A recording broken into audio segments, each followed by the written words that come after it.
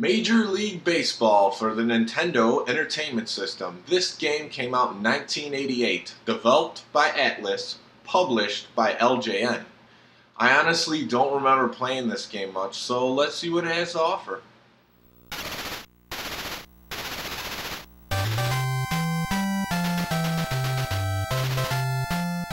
Being one of the first video games with the Major League Baseball license, LJN said, screw it, let's just name the game Major League Baseball. Tonight's matchup.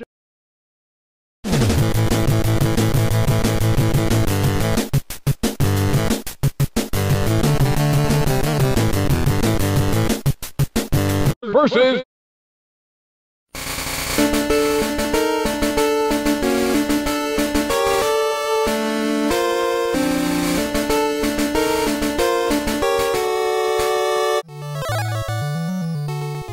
So this game is the exact opposite of Madden 64 just played in the last episode.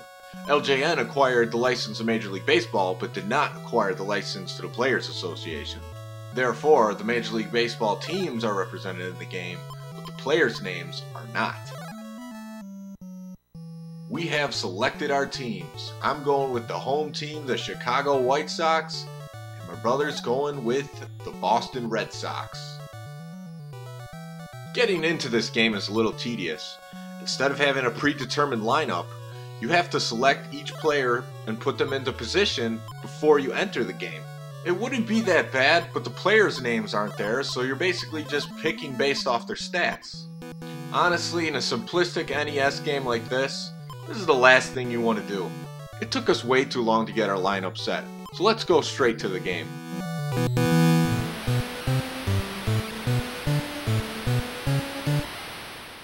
So at first glance, this looks a lot like RBI Baseball. In case you were wondering, RBI Baseball came out in 1987, so this game was heavily influenced by that.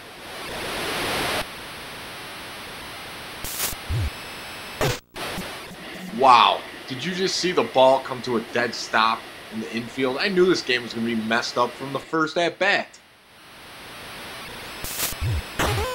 The batting and pitching screen is almost a carbon copy of RBI Baseball, but don't let it fool you. The batter can only go forward and backwards in the box, and the pitcher has to stay stationary. Look at how the ball changes speed in midair. Hilarious. The pitching is highly erratic in this game. You have great control over the direction of the pitch, but it's hard to control the speeds. The batting and pitching combo is really the only thing that makes this game playable. Even so, it's not very good. The background sound is literally just static with an occasional baseball tune.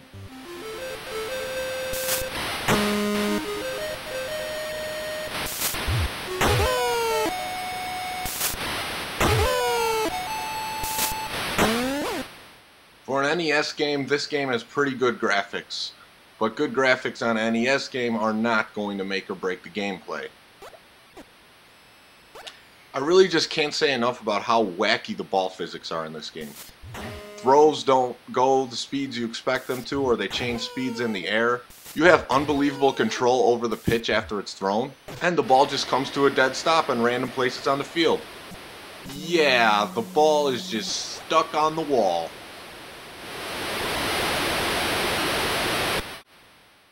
Alright, it's time to cut to some highlights. Or bloopers. Yeah, highlights and bloopers.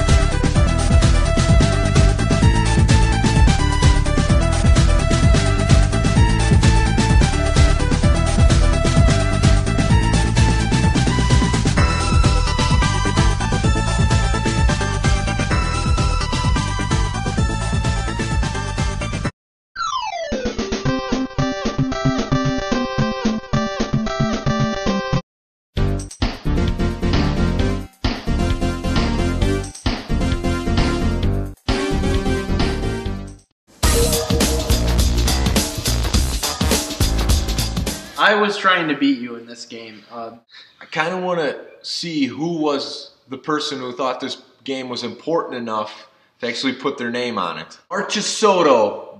Back in the day, Nintendo only let them put out 5 games a year. And this was one of those games. Basically a random number generator doing everything. I mean, it didn't seem like anything had a rhyme or reason why we're hitting the ball and where it was going.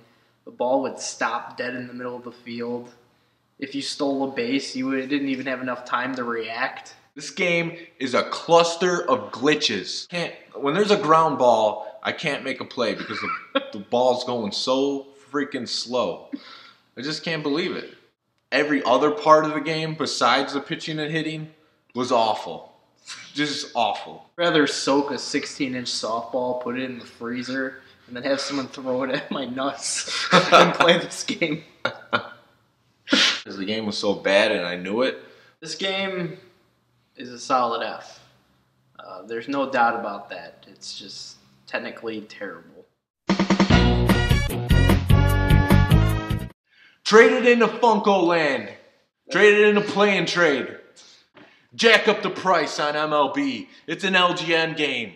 Do it. Put it in a Wreck-It Ralph arcade cabinet. It's a glitch. So I give this game a big fat F. F.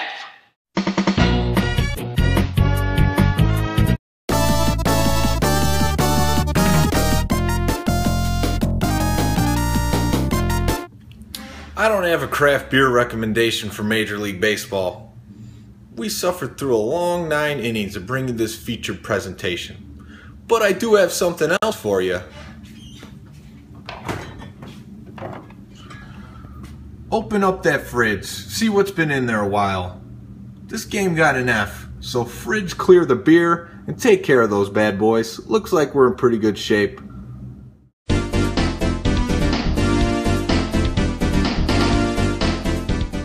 Ooh, LJN, a hot topic in the retro gaming community. So what does LJN stand for? Yeah, Louis J. Norman. Louis J. Norman. I have something else for you, yeah. It's called Little Junky Nonsense. Every game I play that's LGN is little junky nonsense. Ooh, yeah.